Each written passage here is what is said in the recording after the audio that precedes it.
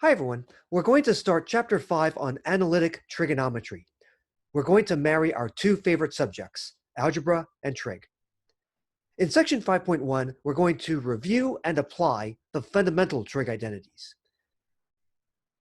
There were five basic categories, of identities that we looked at in Chapter 4. The reciprocal identities. For example, what's the reciprocal of sine of x? It's cosecant of x, not secant of x. Make sure not to mix these up. And you need to know these identities left to right and right to left.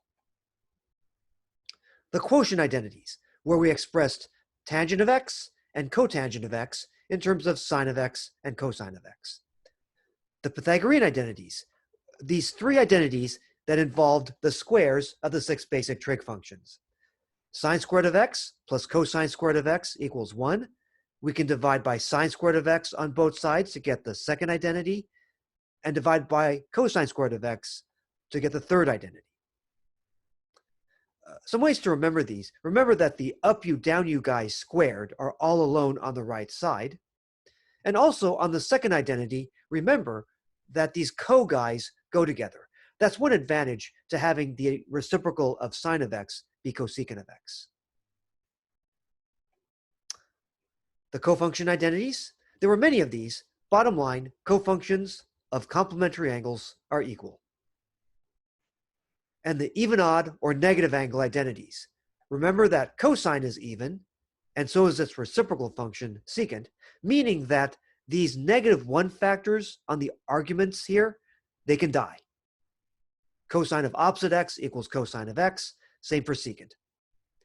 But for the other four basic trig functions, they're odd. So these negative signs basically pop out. These -1 factors on the arguments basically pop out and can become coefficients.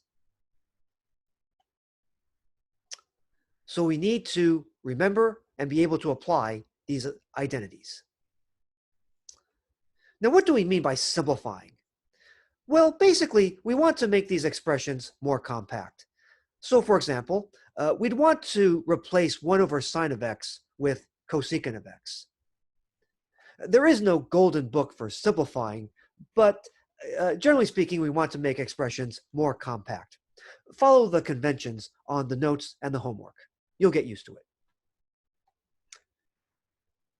So, how can we simplify trig expressions? There are many strategies. One strategy is to break things down into sine and cosine, kind of like taking change. If you're doing change, maybe you want to break things down to pennies and nickels.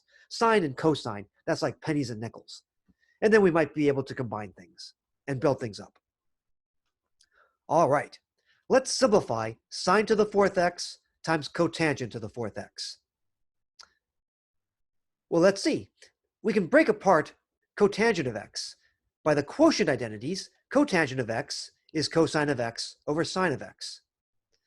So by the rules of exponents, it's true that cotangent to the fourth x is equal to cosine to the fourth x over sine to the fourth x. This does work.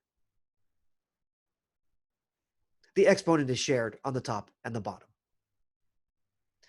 So when we replace cotangent to the fourth x by that fraction, what happens? Look here. Sine to the fourth x divided by itself is 1. Let's put little ones here. That's a good habit. And the result is cosine to the fourth x, which is simplified. So for example, if we wanted to know the value of this when x is pi over 3, instead we can just plug in pi over 3 here. Cosine of pi over 3 is 1/2. The fourth power of 1/2 is 1/16, which is the value of this expression at pi over 3. But be careful. Actually, this expression does not hold for 0, pi, 2 pi, and so forth, because remember, there's a hidden restriction here. Sine of x, when that's 0, the expression up here is undefined. And in fact, we're supposed to have this restriction here. Sine of x cannot be 0.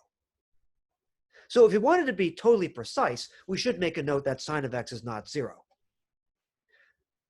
Admittedly, in Chapter 5, we sometimes get a bit sloppy when it comes to matter of domains and hidden restrictions. But actually, if x equals 0, the expression here is undefined. The answer is not 1, which is what would happen if you try to plug in 0 here. But basically, for values of x that do not make sine of x equal to 0, the expression up here will be equivalent to the expression over here. And we can use Desmos to help check that for us. Let's graph y equals this, and then y equals this. So on Desmos, we have here y equals sine to the fourth x. It turns out that you need to type it in like this. Desmos will not accept sine to the fourth. You need to type it in as the fourth power of sine of x, times you would type out cotangent to the fourth x as the fourth power of cotangent of x. What's the graph? It's this. Although, as I mentioned before, this function or expression here is undefined whenever sine of x is 0. For example, when x is 0, pi, 2 pi, and so forth, the integer multiples of pi. Technically, we're supposed to have holes here. For example, at 0, 1, there's supposed to be a hole. But Desmos does not admit that unless you actually try to click on the point there. And then Desmos notes, hey, wait a minute. There's a hole here at 0, 1. There's a hole here at pi, 1. Can we get that? Maybe not. So Desmos is not so good at identifying holes. But there are technically holes at x equals integer multiples of pi. Again, this will not be a key stress in this chapter. What happens if we graph y equals cosine to the fourth of x? Y equals cosine to the fourth x. We get the same graph. Let's flash it. We get the same graph. Not a proof, but this is very gratifying. It makes us feel very confident that these two expressions are equivalent aside from the hidden restriction issue.